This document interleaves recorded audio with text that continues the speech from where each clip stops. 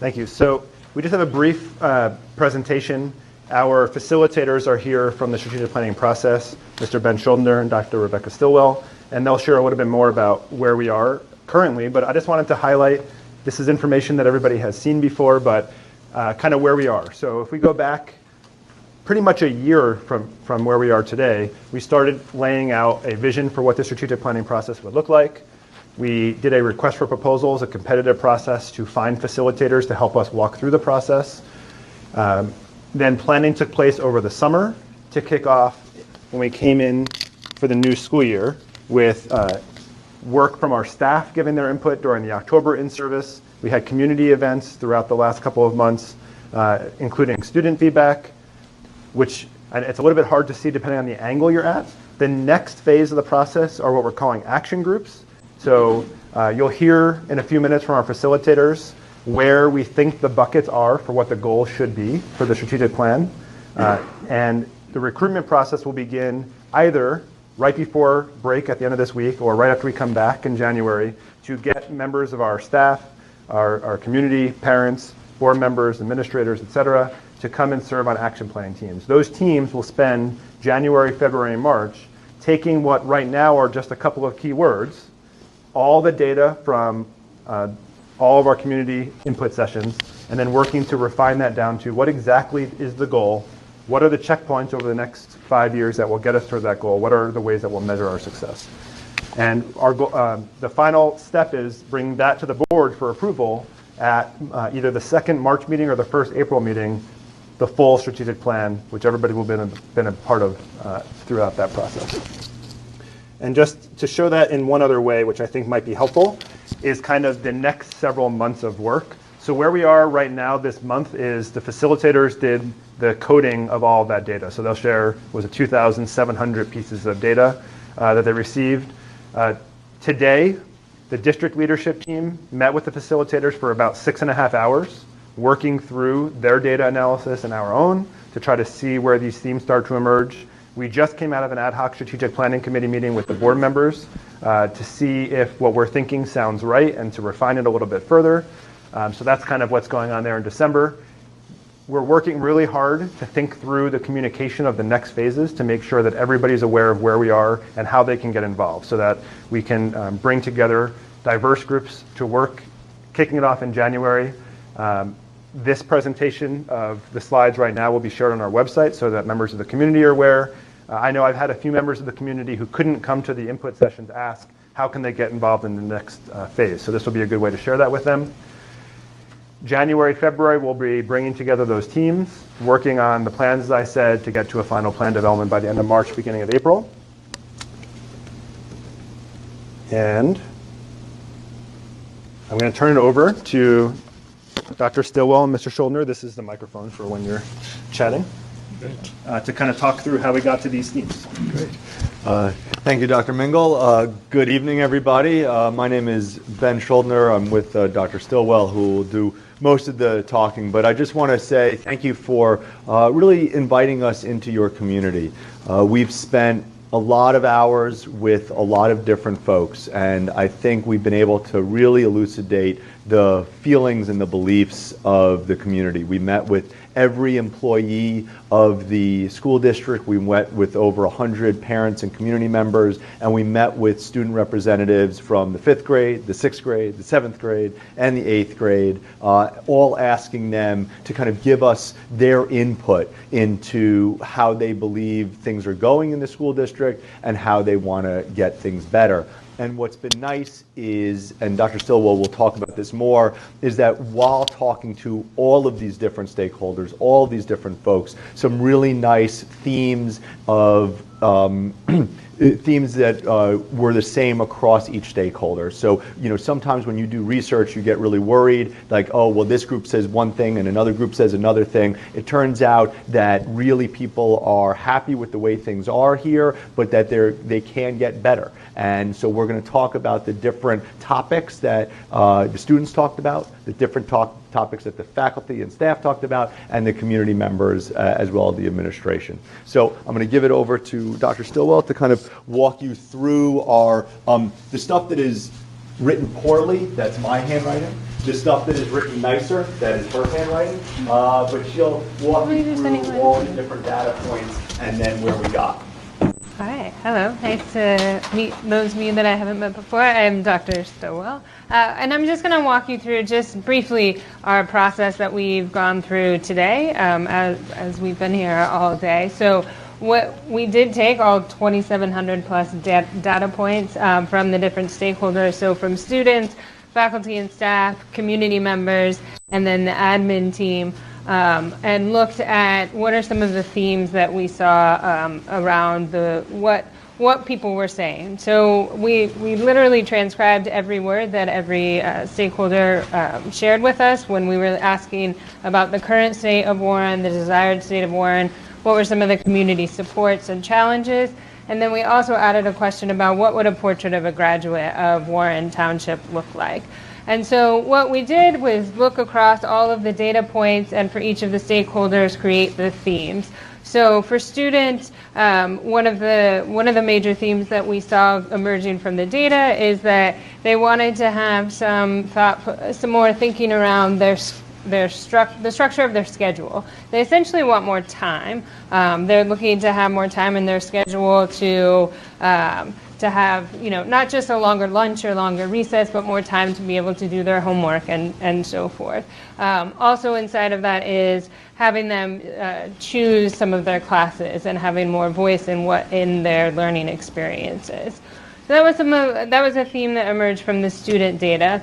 Then we looked at the faculty and staff data, and some of the things that we noticed from looking across the faculty and staff and where they were at is that they were looking to have some staff support and getting some mental health and wellness thoughts from the district. So that was one of the themes from faculty. Also, some of the things that emerged was just around there's been a lot of changes in Warren, and so what does that mean for them and their work and what is being communicated, how are these changes being managed was something that they wanted to dig into and think about, and also where is their voice in that process. So that was some of the themes from faculty and staff. Then we moved on to the community members. So these were parents, anybody in the community, regardless if they have a student currently here in one of the schools. And so some of the things that we saw from community members was a desire to have more consistency and equity amongst the schools. So all students have a similar experience regardless of which school they're at and regardless of what socioeconomic status they have. So they're looking for more consistency across the district. And one of the other themes was school structure. So thinking about how after school activities or what time schools start and so forth, thinking about what are some of the things that potentially could change there. The community members, we also asked about what would a Warren graduate look like? What would a portrait of a Warren graduate look like?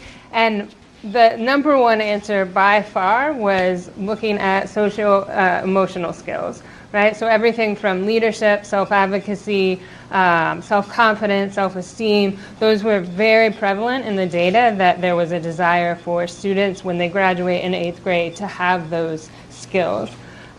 Second to the academic competencies were also important, but the data showed it was only half as important as the social-emotional skills. So an interesting find on that aspect. So what we did it's all the way over here. We met with the admin team back in July to go through the same protocol and gather the same data. And the three major aspects that came out of that were thinking about mental health for students and also staff and members of the Warren community. Also, the second theme was exceptional student experience, that they wanted students to come out of Warren with an exceptional experience. And then the third was good operations with good administration and good boards, providing resources and also focusing on the whole child aspect of every school within Warren. So those are the 4 stakeholder groups that we took a look at. And so what we did today, as Dr. Mingo mentioned, for 6.5 hours was take a look at these themes that Ben and I generated based on the frequency of the responses of the different stakeholders, and then looked at the different data points and tried to collapse them into the major topics and focus areas for the strategic planning process. And so what came out of today for the community members was the consistency across the different schools, and also social emotional skills, focusing on that. Similar, the students, also we asked them about what would a portrait of a Warren Township graduate look like, and they, again, by far and large, said they were looking for social emotional skills, right? They wanted to develop leadership, more confidence, and so forth. So there was great alignment between those 2 pieces. We did not ask, just so you know, it's not missing from faculty and staff. We added that question after we did those focus groups. So we just have data from community and student. And then for teacher, the themes there were staff support and voice. So how can the staff have more voice in what's going on in Warren, and how can they feel more supported in the community? Equity, so equity across what individuals are teaching, equity across schools. That was a major theme as well. Another element was shared support and collaboration, so thinking about how can all levels, the students, teachers, and leadership and community come together to support one another to help with the changes that come out of Warren. The kids, focusing all of the work of the strategic plan on the kids, right? So thinking about how can we bring together what are some of the more technical aspects of what we want to do with the strategic plan, but focusing it on the students. And then that leads into the change management piece. How do we do that, incorporating student staff support and voice? And then the third are the same: the admin, mental health, exceptional student experience, and then operations, administration, and board. So we had these then rolled up themes, which then from those we generated what you can see here up on the PowerPoint. So these are the 4 strategic plan areas of focus. So the first one being health, wellness, and safety, voice and engagement, equity and consistency, and competencies. And we're going to look at these 4 different focus areas at the student level, the teacher level, the leadership admin level, and the community level. So the idea being that these 4 focus areas are quite broad at this current time. The idea is that health, awareness, and safety has come out in the data as there are areas that many members of the community think that there are areas that we can improve upon. Voice and engagement, so how can more members be involved in the changes that are going on in Warren as the changes occur? Equity and consistency on lots of different levels, right? So starting with the students having equity and thinking about what their schedules look like, and does it look the same across different schools? Also for faculty and staff, how can it be consistent, as consistent as possible across the different sites? And then competencies, which is probably the most vague of all of these focus areas. But the competencies are really thinking about, so it was clear that a portrait of a graduate, the community members and the students wanted to focus on socio-emotional skills.